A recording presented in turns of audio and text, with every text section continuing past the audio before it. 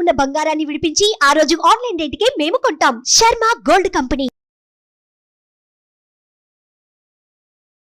నమస్తే, welcome to Suman TV. నేను మీ యామ్ని. ప్రస్తుతం మనతో ఉన్నారు జ్యోతిష్య వాస్తు పురాణ ఆగమ శాస్త్ర పండితులు కొత్తపల్లి సురేష్ శర్మ గారు ఉన్నారు.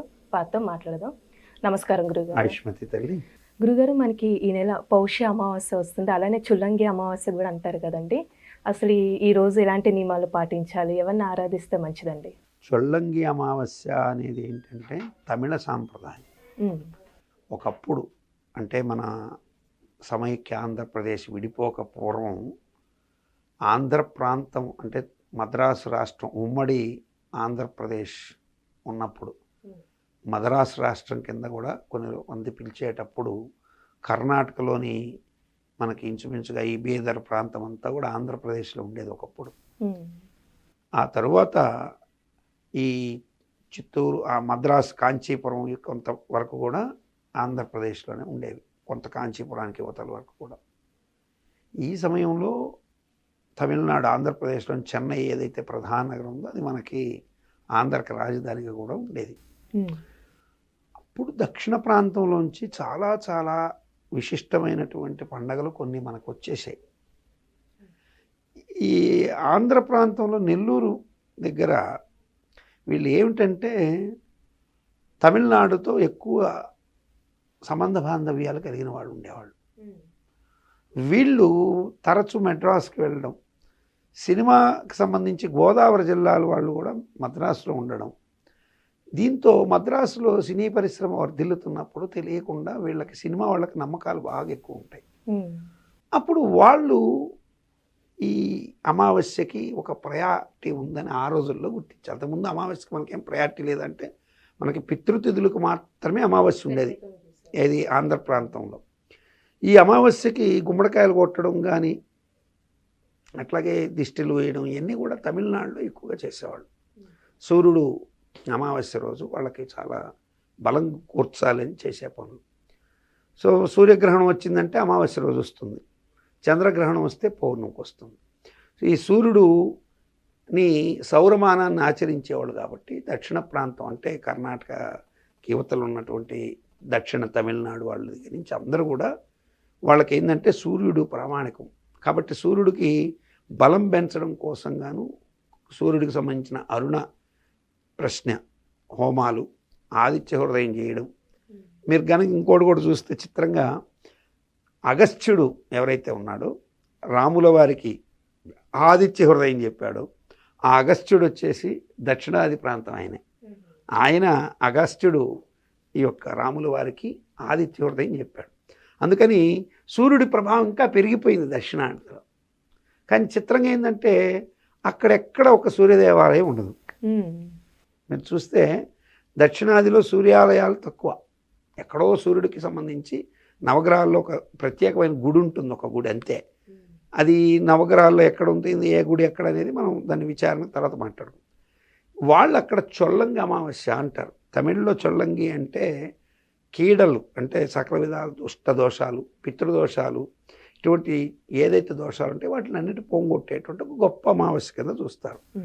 పితృవులకి ముఖ్యంగా చూస్తారు. ఎందుకు చూస్తారు పితృవులకి అంటే మనకి ఇప్పుడు ధనుర్మాసం ప్రారంభమయ్యి పండగల దిక్కు ధనుర్మాసం అయిపోతుంది.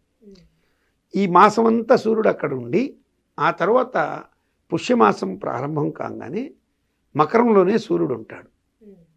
సో ఈ మకరంలో సూర్యుడు ఉండగానే పుష్యమాసం వచ్చినప్పుడు ఈ పౌష్యమాసానికి ఏం జరుగుతుందంటే సంపదలన్నీ ఇంటికి వచ్చే సమయం, పితృదేవతల్ని ఆరాధించడానికి కూడా ఇది మంచి సమయం అని వాళ్ళు అమావాస్య రోజున దీన్ని త్రయ్య అమావాస్య అంటే ఏకకాలంలో త్రయ్య అంటే 3, త్రయ్య అమావాస్య అంటే 3 త్రయ్యతో అమావాస్య. ఎట్లా దీన్ని ఒకటి తమిళ సాంప్రదాయం ప్రకారం పితృవులకి సూర్యుడికి బలం ఇచ్చేటువంటిది ఒకటి, సకల దోషాలు పొంగొట్టేది.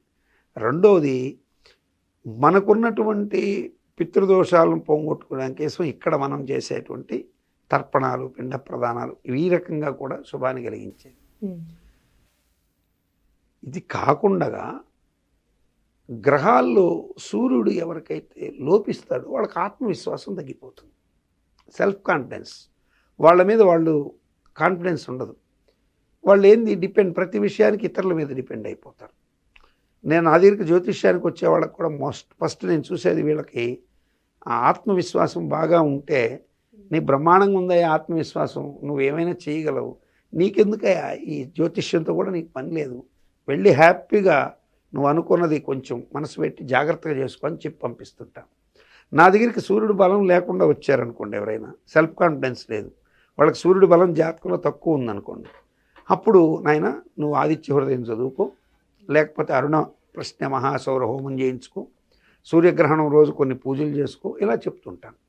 సో కాబట్టి అటువంటి ఆత్మవిశ్వాసం లేని వాళ్ళు ఈ రోజున, ఈ త్రయ్యామావాస్య రోజున సూర్యుడికి సంబంధించి సూర్యోదయ వేళలో ఆదిత్య హృదయం చదువుకోవడం, సూర్యుడికి సంబంధించి అరుణ ప్రశ్న వినడం, యూట్యూబ్లో కూడా వస్తుంది అరుణ ప్రశ్న అని, సౌరం చేసుకోవడం, ఒక బ్రాహ్మణుడు దొరికితే హోమం చేయించుకోవడం, ఇవి అద్భుతమైన ఫలితాలు ఇస్తాయి.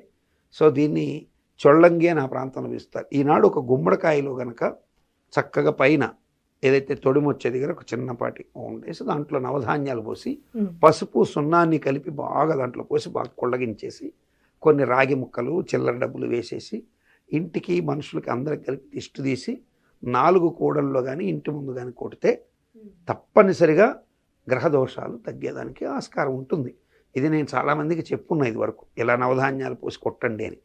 సో ఈ నవధాన్యాలు కొంతమంది నన్ను అడిగారు అమాయకంగా, ధాన్యాలు మళ్ళీ నేల మీద పడితే తొక్కితే పాపం కదా అంటే, నేల మీద పడినటువంటివి పతనం అంతే, ఇంక వాటికి దోషం ఉండదు, అవి భూమిలో కలిసిపోయే వస్తువులు.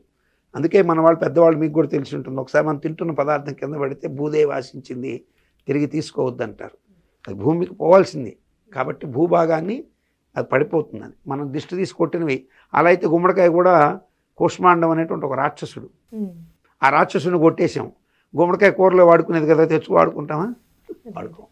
కాబట్టి ప్రతిదానికి కూడా ఒక హేతుబద్ధత ఉంది మన దాంట్లో. ఈ అమావాస్య రోజు ఇలా చేసుకుంటే మంచి శుభాలు కలుగుతాయి. చాలా చక్కగా తెలియజేస్తారు గురుగారు, ధన్యవాదాలండి. ఆయుష్మాన్.